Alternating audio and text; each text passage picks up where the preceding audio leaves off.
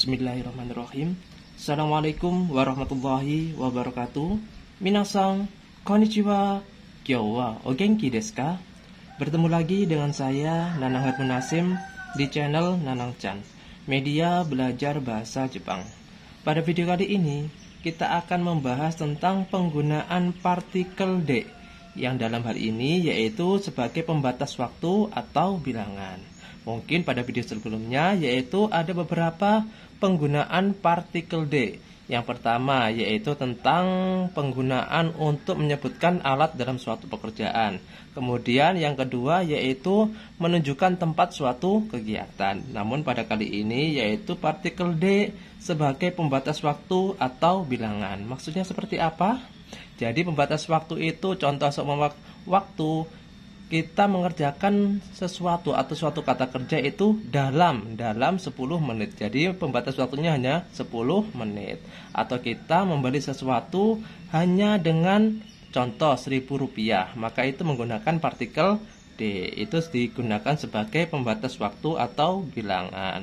Oke. Namun sebelum video saya lanjutkan, saya mohon maaf jika dalam video saya ini hanya menampilkan suara dan gerakan tangan di atas kertas saja. Tapi semoga video saya ini bermanfaat untuk kita semua. Amin ya rabbal alamin. Oke, langsung saja kita ke pokok pembahasan, yaitu penggunaan partikel D, yaitu dalam WL ini sebagai pembatas atau pembatas waktu atau bilangan. Oke.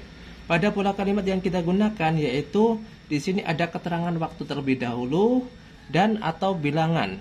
Kemudian baru diikuti dengan partikel D. Setelah itu baru diikuti dengan kalimat berikutnya. Oke. Partikel D di sini bisa diartikan dengan kata dalam atau dengan, yaitu sebagai pembatas. Oke, agar lebih paham, langsung saja kita ke contoh kalimatnya, yaitu di sini ada 3 contoh kalimat yang akan kita bahas satu persatu. Oke. Nomor 1, Sanju punde shigoto shiagemasu. Sanju punde shigoto shiagemasu. Shigoto shiagemasu yaitu menyelesaikan pekerjaan. Oke. Menyelesaikan pekerjaan. Oke. Kemudian sanju pun, sanju yaitu 30. Ini pun akhiran untuk menit. D sebagai pembatas. Oke, bisa diartikan dengan atau dalam. Oke, jika digabung sajuput D artinya adalah 30 menit. D bisa diartikan dengan atau dalam. Oke, jadi kalau digabung sanjupun D shigoto shiagemasu, yaitu menyelesaikan pekerjaan dalam waktu berapa? 30 menit. Oke, sanjupun D shigoto shiagemasu, dalam 30 menit menyelesaikan pekerjaan. Oke. Dalam 30 menit menyelesaikan pekerjaan atau menyelesaikan pekerjaan dalam waktu 30 menit. Oke, bagaimana? Mudah kan?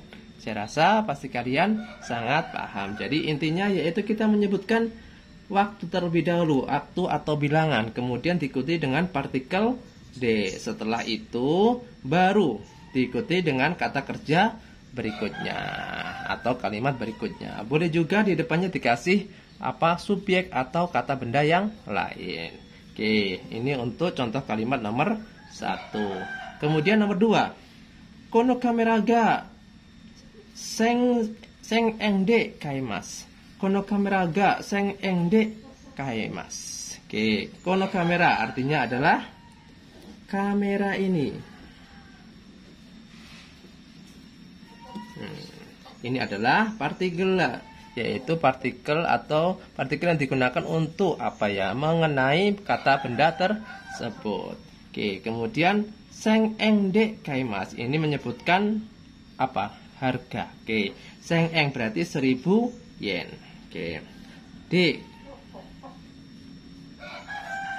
seng eng artinya adalah kemudian diikuti dengan partikel D, maka menjadi dengan 1000. Oke. Kaimas. Kaimas dari kata kaimas yang artinya adalah membeli. Kemudian dirubah ke bentuk maka menjadi dapat membeli. Oke. Nah, jadi kono kamera ga seng engde kaimas. Kamera ini dapat dibeli dengan harga 1.000 yen. Oke. Jadi kono kamera ga seng engde kaimas. Kamera ini dapat dibeli dengan 1.000 yen. Oke.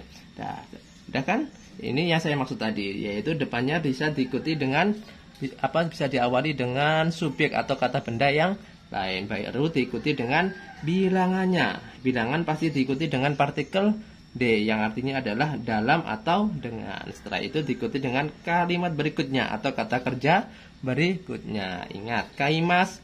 Kaimas dari kata kaimas yang artinya adalah membeli. Kemudian dirubah ke bentuk maka menjadi dapat membeli. Oke, jadi saya ulangi lagi. Kono kamera ga seng engde kaimas. Kamera ini dapat dibeli dengan harga berapa? 1.000 yen. Oke, bagaimana, mudah kan? Saya rasa pasti kalian sangat paham. Oke.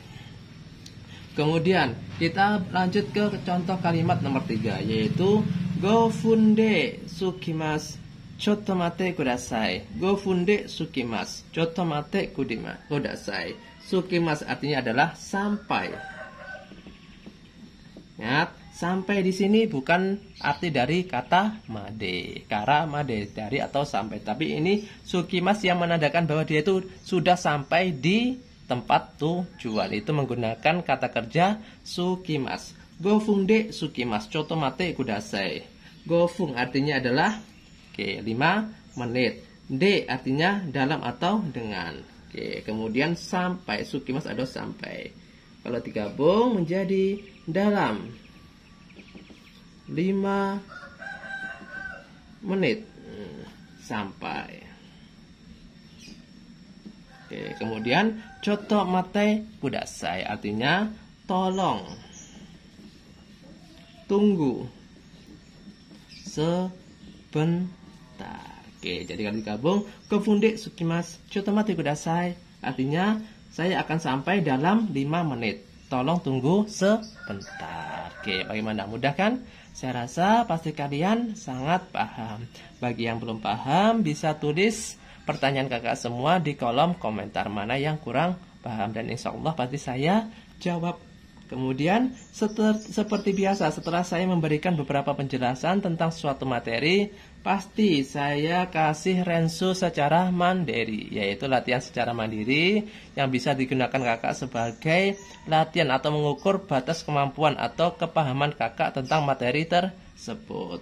Yang nomor 1, tolong kerjakan dalam 1 jam. Tolong kerjakan dalam 1 jam.